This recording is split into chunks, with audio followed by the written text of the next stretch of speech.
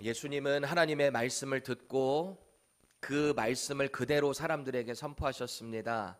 그래서 그것은 진리일 수밖에 없습니다.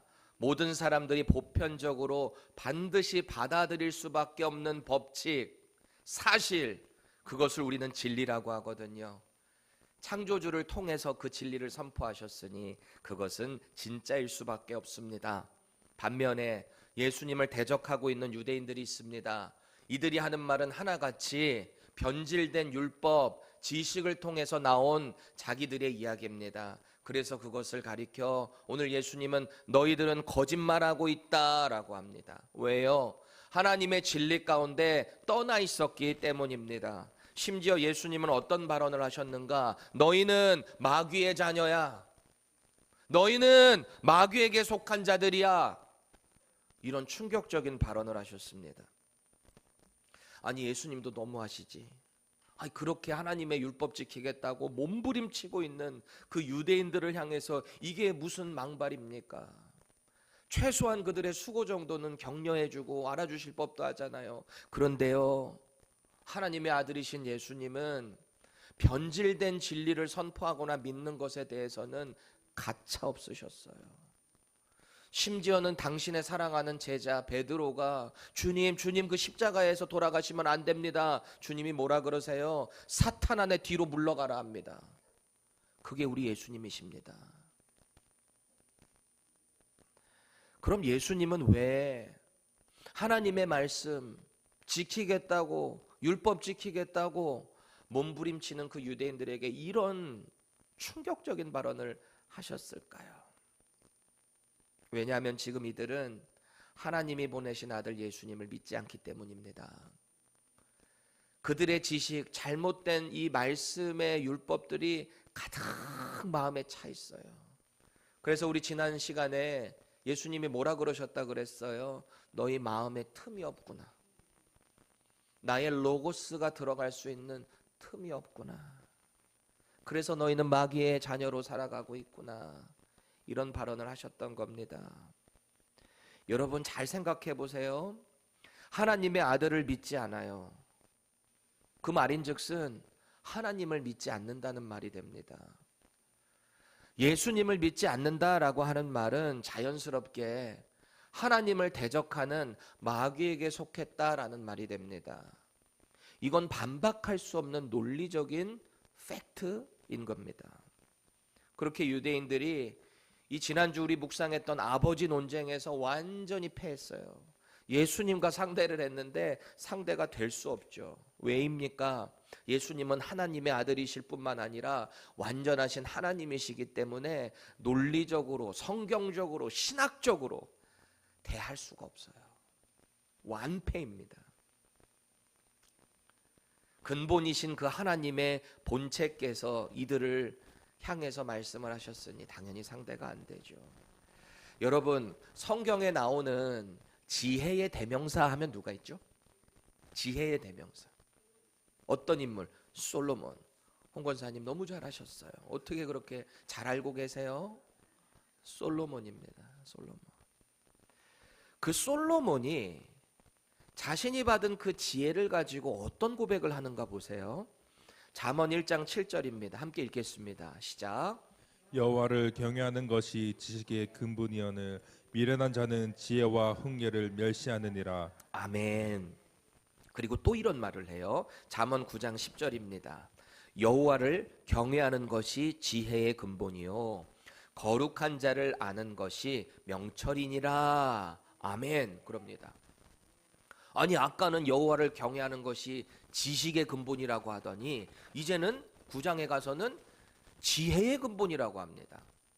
이게 시간이 지나니까 마음이 바뀐 걸까요? 아, 내가 잘못 썼다. 지식이 아니구나. 지혜구나. 이렇게 쓴 걸까요? 아니에요. 두 개 다 연결되어 있는 거예요. 여러분, 여기서 말하는 지식과 지혜의 차이가 뭘까요? 분명히 다른 히브리어 단어입니다. 다른 단어예요. 우리 한글도 다르고 영어도 달라요. 영어에서는 이 지식과 지혜를 어떻게 구분했나? 지식은 knowledge입니다. 그리고 지혜는요, wisdom으로 받고 있습니다. 잘 생각해 보세요. 성경을 통해 알게 된 지식, 그것이 우리 안에 채워짐을 통해 우리는 하나님이 누구신지 알게 되잖아요. 우리는 성경의 지식을 통해서 예수님이 누구신가를 알게 된 거잖아요. 여기까지가 이제 지식적인 부분이다라고 할 수 있는 건데, 그 지식을 가지고 우리가 하나님을 경외할 수 있게 된다. 그 경외하는 것이 지혜라는 겁니다.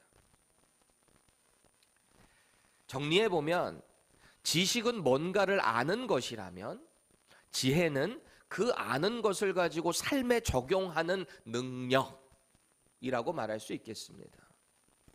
그래서 우리는 이 진리의 말씀을 자꾸 받을 때 겸손히 받아야 하는 거예요. 왜요? 그 지혜까지 나아가려면 지식만으로는 되는 게 아니기 때문입니다. 지혜를 가지고 있어야 여호와를 잘 경외할 수 있게 된다라는 겁니다. 말씀을 듣기만 하고 행하지 않는 것, 그게 왜 그런 것 같으세요? 지식적으로는 잘 찾는데 신앙의 불균형이 오는 게 지혜가 없어서 그렇다라는 겁니다. 이게 다 하나님으로부터 오는 거예요. 그러니 하나님께 다 이 지식과 지혜를 다 간구할 수밖에 없다라는 겁니다.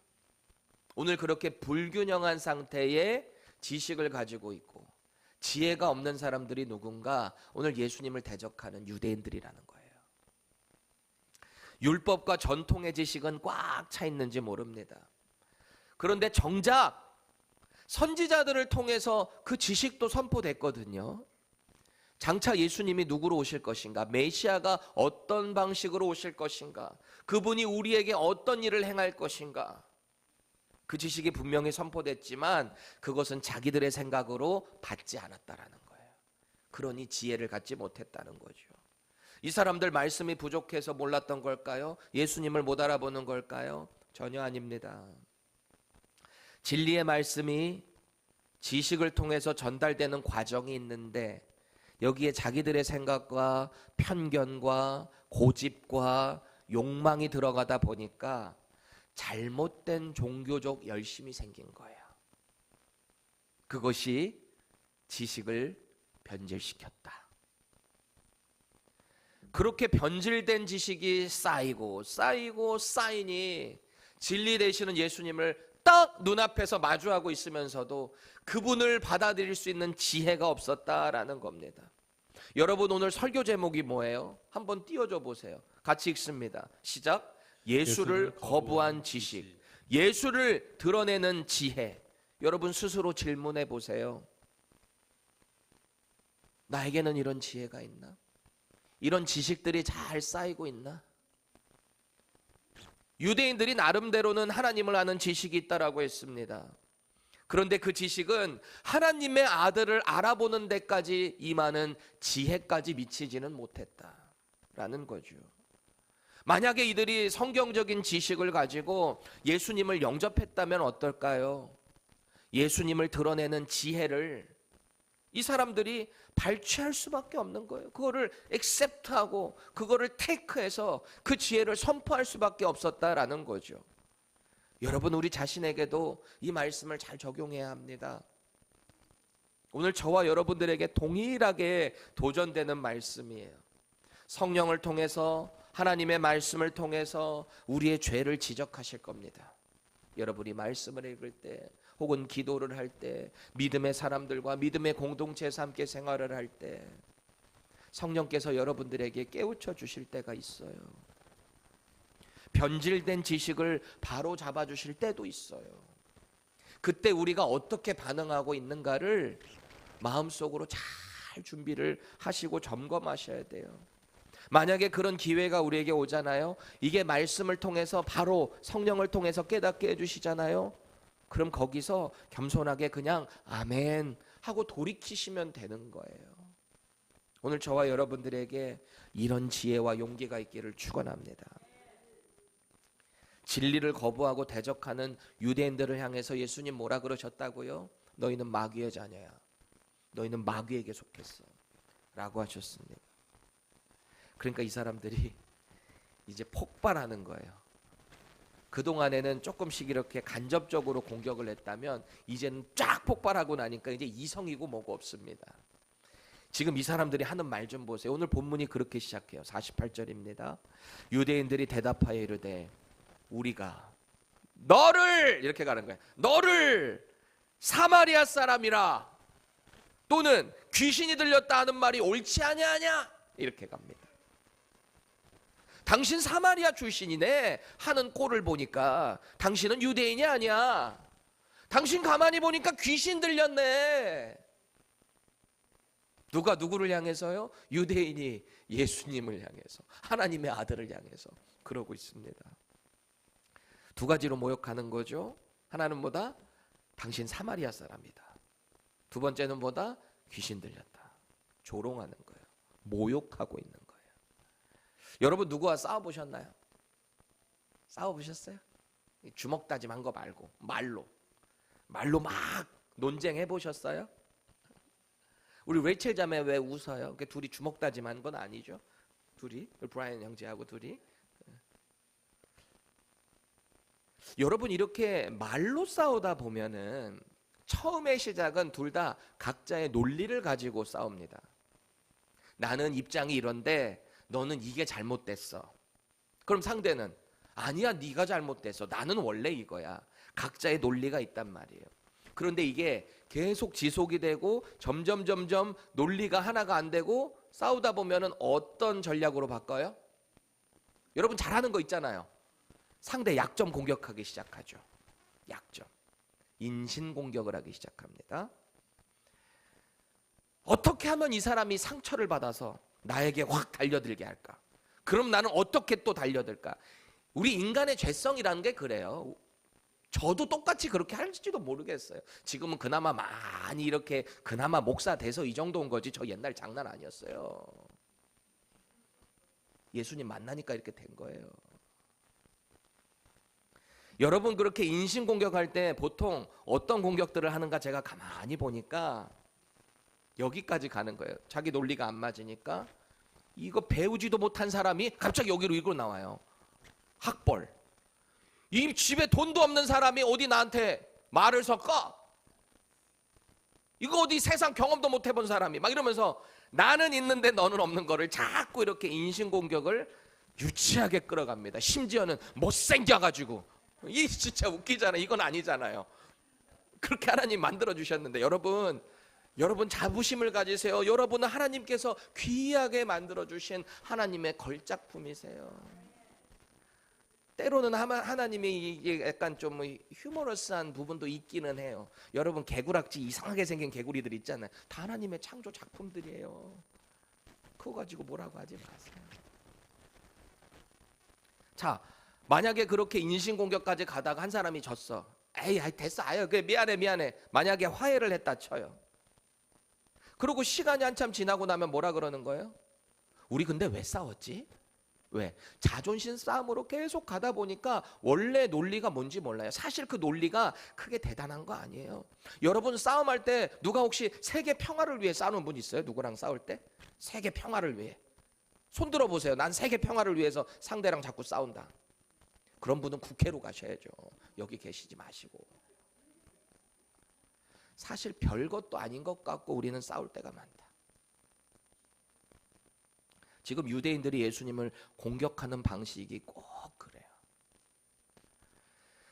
처음에는 예수님이 갈릴리 출신 목수의 아들이라고 생각하고 성경적으로 맞서려고 그랬거든요. 이 사람들이.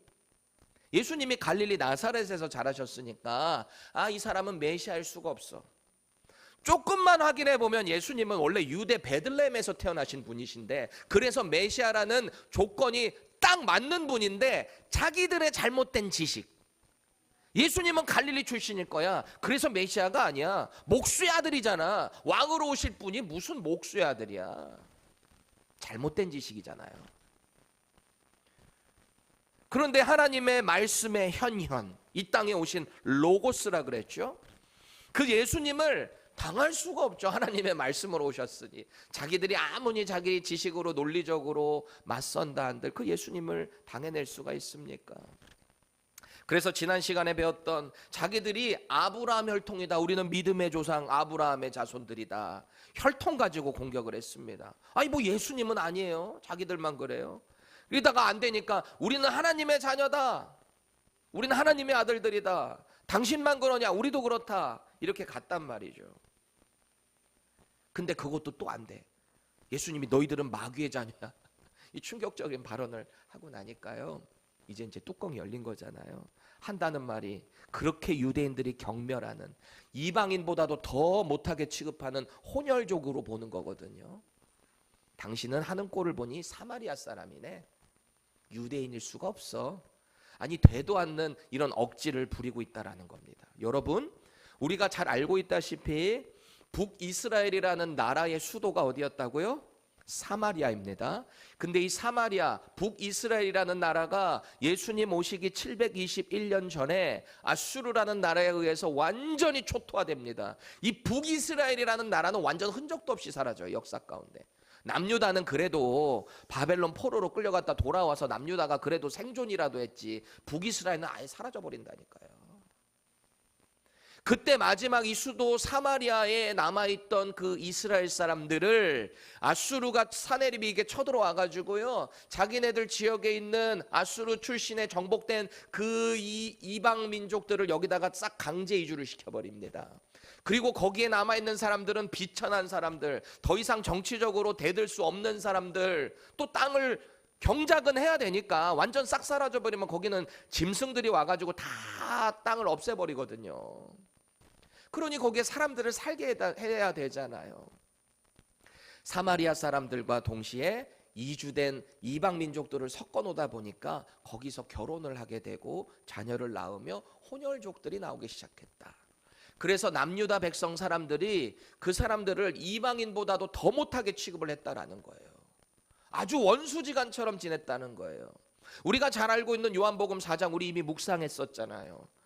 그래서 유대인들은 이 유대 땅에서 북이스라엘 이 사마리아 지역이 있는데 여기를 그냥 올라가면은 지름길이에요. 갈릴리가 요 위쪽에 있거든요. 그냥 지나가면 되는데 이 사람들이 다 요단강을 건너가지고 북쪽으로 올라간 다음에 다시 서쪽으로 요단강 건너가서 갈릴리로 올라갔다고요. 그게 유대인들의 문화였어요. 그렇게 해야만 했어요.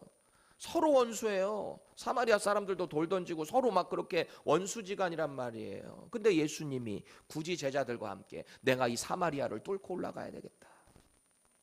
그리고 수가성에 이르러서 거기서 누구 만나요? 사생활이 문란했던 여자를 만나잖아요. 사마리아 출신 여자. 그 여자의 사생활을 드러내고 그에게 복음을 전하시고 당신이 바로 그 메시아 되심을 증거했을 때 그 여인이 물동이를 내려놓고 동네 사람들에게 가서 내가 바로 그 메시아를 봤다, 와서 보라, 복음이 선포되잖아요. 예수님은 그렇게 차별 없이 복음을 전하셨던 분이거든요. 그런데 지금 이 유대인들이 야비하게 예수님을 뭐라고 공격하는 거예요? 당신이야말로 그 사마리아 출신이네. 아주 율법을 더럽히는 혼혈족과 같은 존재네. 어거지를 부리고 있는 거예요. 자기들도 아닌 거 알면서, 예수님 유대 출신인 거 알면서 루머를 막 뒤집어 씌우고 진흙탕 싸움 하자는 거예요. 지금 논리가 안 되니까. 이들이 하는 행동을 보세요. 꼭 언제나 거짓말하고 분열을 일으키고 믿음의 공동체를 어지럽히는 사탄이 하는 행동 똑같잖아요. 그래서 이들은 마귀에게 속한 자라는 겁니다. 두 번째로 뭐라고 모욕했어요? 예수님을 향해서 당신 귀신 들렸어 그랬습니다. 사실 유대 종교 지도자들은 계속해서 이런 발언을 했었어요. 예수님을 보면 당신은 마귀의 힘을 입어서 하네, 디몬의 힘을 입어서 그 역사를 일으키네. 왜요? 자기네들이 믿음이 없거든요. 귀신이 들렸다라는 말은 하나님의 아들로서 행하는 게 아니라 어떤 또 다른 세력의 힘을 입었다는 거예요. 자기네들의 믿음의 확신이에요. 예수는 분명히 하나님의 아들은 아니다. 그런데 뭔가의 능력은 나오기는 한다. 뭔가의 권세가 있는 것 같기는 하다. 그러니까 그게 악한 영에 뒤집어 씌운 거다라고 루머를 씌워버린 거죠. 나름대로는 사마리아 출신이라고 말도 안 되는 억지도 부렸고 지금 귀신 들렸다고 하니까 이중 공격이 간 거잖아요. 예수님이 아마 데미지를 입지 않았을까 생각했을 것 같아요. 여러분 잘 생각해 보세요. 하나님의 아들을 믿는 믿음이 없잖아요. 우리가 예수님을 믿는, 예수님이 하나님의 아들이시고 우리를 구원한 메시아다라는 믿음이 없잖아요. 그러면 사실 다 이런 식으로 나갈 수밖에 없어요. 왜일까요? 예수 믿는 믿음이 없는 자기 자신의 그 믿음을 변호해야 하거든요. 저 사람이 틀렸으니까 내가 맞는 거잖아요. 우리는 보통 세상의 논리가 이거잖아요. 내가 맞고 저 사람은 틀렸다. 지금 예수님이 하나님의 아들이라고 합니다. 당신께서 메시아라고 합니다. 내 말이 너희 안에 거하면 너희가 영원한 생명을 얻는다. 참 자유를 얻는다. 너희들이 나의 참 제자가 된다. 이런 말씀을 하셨거든요. 근데 그게 안 믿어져요. 그러면 어떻게 해야 돼요? 나 자신을 변호하려면 나는 맞고 너는 틀렸다 하려고 하니까 이 사람을 막 모욕하는 거 아니겠습니까? 그래서 귀신 들렸다는 거예요. 예수님은 그들에게 의해서는 반드시 사이비 교주가 돼야 되는 거예요. 이때부터는 수단 방법을 가리지 않아요. 오죽하면 예수님을 나중에 십자가에 못 박아 죽여버립니까? 그게 유대 종교 지도자들이고 유대인들이었습니다. 여러분 48절 다시 한번 유심히 보세요. 그래서 우리가 너를 우리와 다른 불경건한 자 사마리아 사람이라고 하는 거야. 지금 예수님을 향해서 그랬잖아요. 그리고 그런 신성모독의 말을 자꾸 너는 아무렇지도 않게 하고 있네. 그래서 너는 귀신 들렸다는 거야. 자기들의 믿음 없음을 확신 가운데 예수님에게 돌리고 있는 거예요. 당신은 잘못됐다. 그러니 당신은 사마리아인이고 귀신 들렸지. 우리 말이 틀린 게 하나도 없네. 누구나 보편적으로 받아들일 수밖에 없는 진리. 지금은 모르지만 나중에 깨닫고 되면 아 이게 진리였구나. 분명히 우리는 알잖아요 그거를. 근데 이 사람들은 몰라요. 지금 자기들이 얼마나 엄청난 판단적 오류를 하고 있는 건지 알 턱이 없습니다. 억지를 펴는 거예요. 심지어는 예수님 귀신 들렸다는 말에는 어디까지 가냐면 하나님의 아들이신데 하나님의 권위를 갖고 계신 분인데 그 하나님의 권위까지 무시하고 있는 거예요. 그게 지금 유대인들이 하고 있는 행동이다. 아주 어거지, 말도 안 되는 억지. 저는 이런 모습을 종종 집에서 보는데요. 무조건 자기 말이 맞대요. 엄마 아빠는 틀렸다는 거예요. 이거는 내가 반드시 지금 먹어야 된다는 거예요. 누구겠어요? 막내겠지. 판단이 없어. 자기가 생각하는 게 다래. 사실 예수님은 유대인들이 자기를 향해서 사마리아 출신이라는 말은 별로 반응 안 하세요. 그러니까 다 아닌 거 알거든요. 이거는 사실. 너무 억지 부린다는 거 알거든요. 그런데 귀신 들렸다는 말에는 가만히 계시지 않습니다. 왜 그랬을까요? 예수님을 향해서 귀신 들렸다는 말은 진리에 대한 모욕이자 회방이었기 때문입니다. 다른 사람들에게도 악한 영향을 끼칠 수 있기 때문에 예수님은 이 진리의 만큼은 가만히 계시지 않았어요. 그래서 왜 당신이 귀신이 들리지 않았는가를 두 가지로 변증을 하시거든요. 첫째, 하나님 아버지를 공경하는 사람은 귀신 들릴 수 없다는 거예요. 예수님은 하나님을 공경한다는 거예요. 아버지 되시는 그분을 공경한다라는 겁니다. 49절 함께 읽습니다. 시작. 예수께서 대답하시되 나는 귀신 들린 것이 아니라 오직 내 아버지를 경경함이거늘 너희가 나를 무시하는도다. 아멘. 예수님은 아버지 되시는 하나님을 공경한다라고 하십니다. 그분을 공경하기 때문에 자신은 그분에게 받은 말씀, 그 진리를 그대로 선포할 뿐이라는 겁니다. 여기서 공경하다라는 말을 영어 성경은 honor로 받고 있거든요.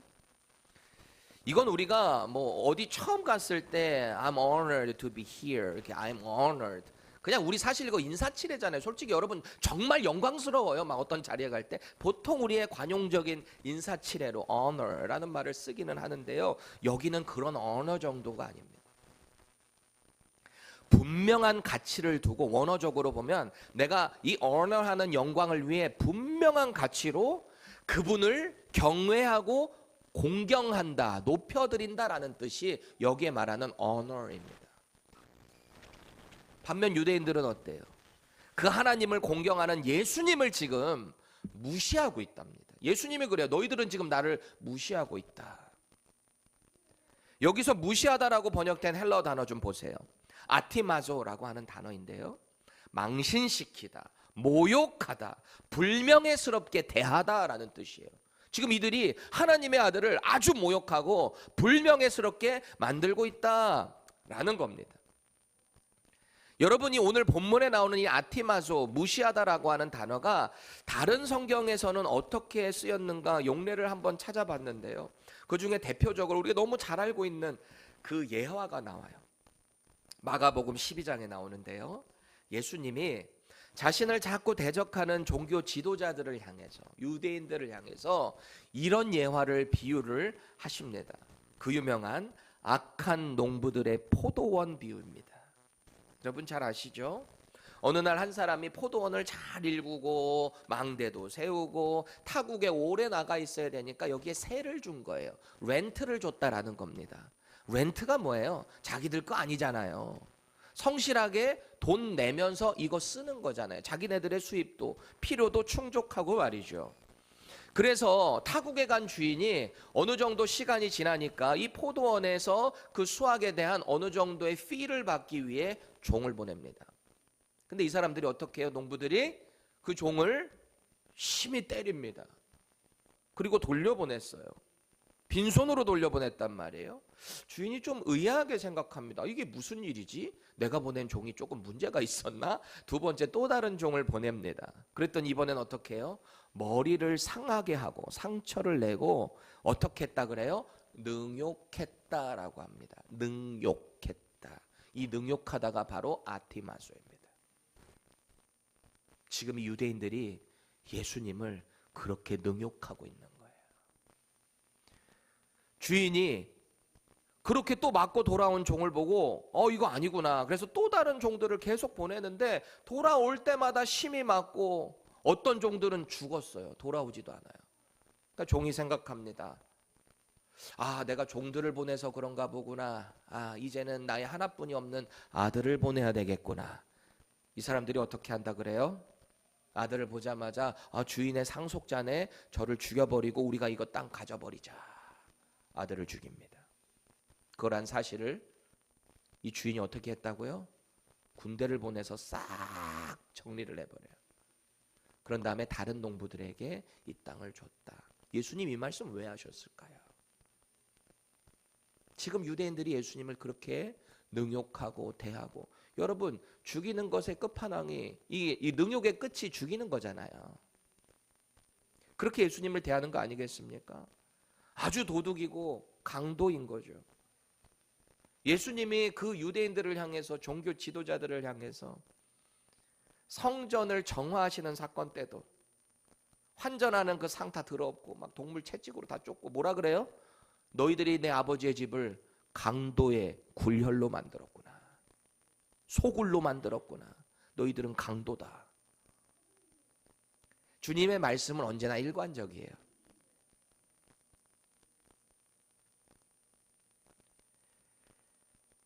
결국 이 오늘 예수님을 향해서 귀신 들렸다고 하는 사람, 이 유대인들도 반드시 그렇게 악한 농부들처럼 될 겁니다. 심판의 경고예요, 경고. 예수님을 귀신 쓰였다라고 함을 통해서 하나님 아들의 영광을 불명예스럽게 만들었습니다. 이것이 바로 사탄이 하는 행동이죠. 우리의 삶도 점검해 봐야 돼요. 내가 혹시 하나님의 영광을 불명예스럽게 하고 살지는 않나? 잘못된 지식을 가지고 지혜가 없어서 하나님의 영광을 가리고 있지는 않나 말이죠. 계속해서 예수님이 두 번째 변호를 하시는데요. 자신에게 귀신 들렸다고 하는 사람들을 통해서 뭐라고 하시냐?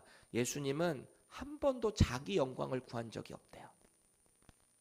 그래서 나는 귀신 들릴 수가 없다는 거예요.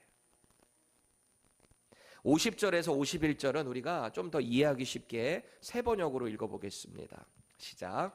나는 내 영광을 구하지 않는다. 나를 위하여 영광을 구해 주시며 심판해 주시는 분이 따로 계신다. 내가 진정으로 너희에게 말한다.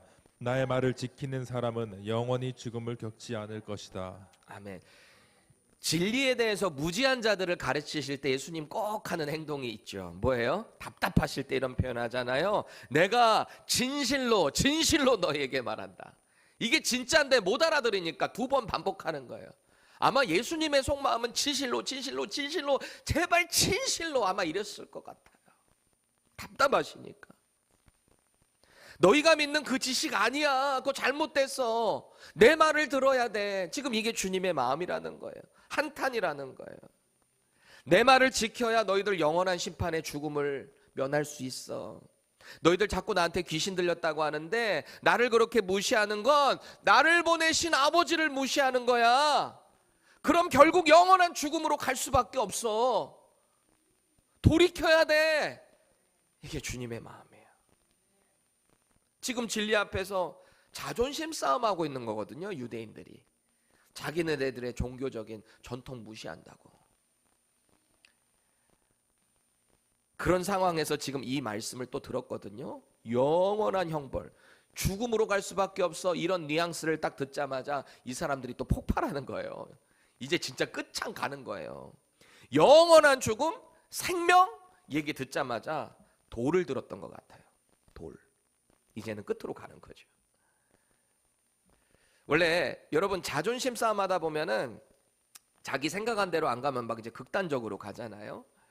그리고 내가 처음엔 아닌 건 알면서 얘기하다가도 이거를 계속 말하다 보면은 내가 말하는 게 진리가 돼요. 사실은 우리는 그거를 믿게 된단 말이죠. 우리가 만약에 말을 하다가 논리를 펼치는데 내 자존심이 자꾸 상해서 발언하게 되잖아요. 그럼 그때 더 조심하셔야 돼요. 그냥 입을 닫으세요. 더 이상 얘기하지 마세요. 반드시 실수하게 돼 있어요. 그때 겸손함을 구하셔야 돼요. 물론 되지 않겠지. 지금 뭐 폭발하기 일보 직전인데 뭐 돌들기 일보 직전인데 쉽지 않겠지. 그러니 지금부터 여러분 준비를 잘 하셔야 돼요. 나에게 어떤 그런 일이 닥칠 때 내가 더 겸손하게 그 상황을 주님을 두려워하는 마음으로 준비해야 되겠다라고 말이죠. 이 사람들 또 유치하게 따지잖아요. 52절 53절 보세요. 유대인들이 이르되 지금 내가 귀신 들린 줄을 아노라. 자기들은 이제 확신하고 있는 거예요. 완전히 귀신 들렸구나. 아브라함과 선지자들도 죽었는데 내 말은 사람이 내 말을 지키지 않으면 영원히 죽음을 맛보지 않는다고? 안 죽는다고? 여기에 딱 꽂힌 거예요. 원래 싸울 때 말꼬리 잡잖아요. 별것도 아닌 거 가지고. 원래 진리가 본질이 아닌데 그 과정에서 말싸움하다 보면 아닌 거 말꼬리 잡아서 그걸 또 막 공격하잖아요. 당신 지금 나한테 뭐라 그랬어? 이러면서 말이죠. 원래 그게 아닌데. 계속 보세요. 내 말을 지키면 영원히 죽음을 맛보지 아니하리라 하니 너는 이미 죽은 우리 조상 아브라함보다 크냐? 또 선지자들도 다 죽었는데 너는 너를 누구라고 하느냐? 아니 지금 이게 도대체 몇 번째 질문하는 거예요. 예수님이 자기 지금 하나님의 아들이시라고 하늘로부터 왔다고 나를 믿으면 된다고 아브라함이 이것을 보고 기뻐했다고 계속 말씀하셨잖아요. 근데 왜 또 물어봐요? 너는 너를 누구라 하느냐? 왜 물어보냐는 거예요. 자기네들이 원하는 게 나오지를 않으니까 계속 자존심 싸움하고 있는 거잖아요. 이 사람들 그런 사람들이죠. 우리 아버지 아브라함이거든? 안 되니까. 우리 아버지 하나님이거든? 그것도 안 되니까 막 씩씩거리면서 어떻게든 싸우려고 몸부림치고 있는 유치한 모습이죠. 진리 앞에서. 예수님께서 그러시는 거죠. 야, 아브라함은 나의 때에 볼 것을 보고 기뻐했다. 그러니 나는 아브라함보다 원래 먼저 있었던 게 맞는 거 아니냐? 내가 더 큰 자다. 당연히 나는 먼저 있었다. 여기 예수님이 늘 하시는 내용이 나와요. 54절 우리가 세 번역으로 다시 한번 볼까요? 예수께서 대답하셨다. 내가 나를 영광되게 한다면 나의 영광은 헛된 것이다. 나를 영광되게 하시는 분은 나의 아버지시다. 너희가 너희의 하나님이라고 부르는 바로 그분이시다. 라고 반박하셨어요. 여기서 영광이라고 번역된 헬라어 단어가 독사라고 하는 단어거든요. 독사 아니고 독사라고 하는 단어인데 거룩, 영의 가장 고귀한 상태, 탁월함. 이게 헬라어 단어 독사, 영광입니다. 다시 말해서 예수님은 한 번도 자기 스스로를 영광 높인 적이 없다는 거예요. 그런데 누가 높여주셨대요? 하나님 아버지께서 자기를 가장 존귀한 상태로 높여주고 있기 때문에 나는 귀신 들린 게 아니야. 반면에 너희는 마귀의 자녀로 있으면서도 하나님을 아버지라고 부르고 있네? 그게 아닌데? 그래서 너희는 하나님을 모를 뿐 아니라 하나님 편에 속해 있지 않아. 이 사람들 또 열받았어요. 아브라함 전부터 있다 그러니까. 57절 보세요. 아직 50세도 못 되었는데 아브라함을 봤다고 네가? 이렇게 나오는 거예요. 진리를 모르니까 영적인 대화 가운데 이 팩트를 받아들일 준비가 안 돼 있는 거죠. 이게 바로 요한복음에 반복해서 나오는 헬라어 단어 에고 에이미, 나는 누구이다 라고 하는 정체성에 대한 말이 여기 또 나와요. 또 나와요. 58절 보세요. 진실로 여기도 두 번 나오죠. 너희에게 이르노니 아브라함이 나기 전부터 내가 있느니라. 나는 아브라함 전부터 있는 존재다. 내가 바로 하나님이다. 하나님의 아들이다. 너희들이 믿던 안 믿던 나는 원래 그런 존재다. 진리다. 선포를 했으니 이제 그 심판에 대한 결과는 이들이 받아야 하는 거예요. 진리를 받아들일 마음이 틈이 없는 자들에게 이 말이야말로 정말 귀신 들린 사람의 말처럼 들리는 거죠. 아브라함보다 먼저 있다 라고 하니까 말이죠. 그때 이제 돌을 들기 시작했던 것 같아요. 59절 보세요. 숨어서 성전에서 무사히 나가셨다고 합니다. 저는 이 상황도 늘 신기해요. 돌 다 들었을 거 아니에요. 이게 둘러 쌓여 있었을 거 아니에요. 근데 예수님은 그때마다 당신의 때가 아니니까 숨어서 쓱 빠져나가세요. 순간 하나님이 그들의 눈을 멀게 했는지 판단력을 흐리게 했는지는 모르겠어요. 사람들이 예수님을 막 이 벼락 끝으로 가서 떨어뜨려 죽이려고 할 때도 예수님이 슥 피해서 가시니라 그럽니다. 우리가 글로 볼 때는 너무 신기하지. 슥 피해서 갈 수 있는 상황이냐고 이게. 죽기 일보 직전인데 예수님은 언제나 싹 피해서 가셨대. 오늘은 숨어서 가셨대요. 나가셨대요. 왜요? 아직 하나님의 때가 안 임했거든. 예수님은 사람들에 의해서 그렇게 돌아가시면 안 되거든요. 반드시 십자가에서 달려 죄가 없는 상태에서 죽으셔야만 했거든요. 이 모든 것이 다 하나님의 타임 프레임 안에서 진행되고 있다. 여러분 가만히 보면 우리 믿음 생활이라는 게 둘 중 하나예요. 하나는 성경에 말도 안 되는 이 비논리적인 믿음이 없으면 받아들일 수 없는 이 진리를 다 믿는 거예요. 이게 우리 신앙생활 첫 번째예요. 이해는 안 되거든요. 상식적으로는 말이 안 되거든요. 근데 이게 다 받아줘요. 이게 신앙생활. 그럼 또 다른 건 뭐겠어요? 신앙생활이 아닌 모습이겠죠. 이게 안 믿어지니까 아유 저 미쳤구나 이렇게 반응하는 거예요. 그런 면에서 보면 저와 여러분들은 다 미친 사람들이에요. 우리 다 미쳤다고요. 누가 또 요것만 잘라서 딱 하면은 나는 완전 이상한 사람 되겠죠? 우리는 다 미쳤어요. 누구에게 미쳤어요? 예수 그리스도께. 우리의 인생은 예수 그리스도께 미친 자가 돼야 돼요. 그분을 위해서 우리의 온 생명을 다 바쳐서 하나님의 그 독사, 그 영광을 이뤄내야 하는 줄 믿습니다. 각자 예수 믿는 신앙생활을 점검해 보셔야 돼요. 나는 예수님의 말씀에 영생이 있음을 얼마만큼 확신하고 그런 영광을 드러내며 살고 있나. 나에게는 이 지식적으로 채워진 것을 통해 예수 그리스도를 통해 하나님을 얼마만큼 경외하고 찬양하고 있는가. 나에게는 과연 그 지혜가 있는가, 그 능력이 있는가, 용기가 있는가 말이죠. 여러분 한번 따라해 보실래요? 예수의 이름 안에만, 다시요, 예수의 이름 안에만 생명이 있습니다. 예수 그리스도 그분의 이름에만 영광이 있습니다. 아멘.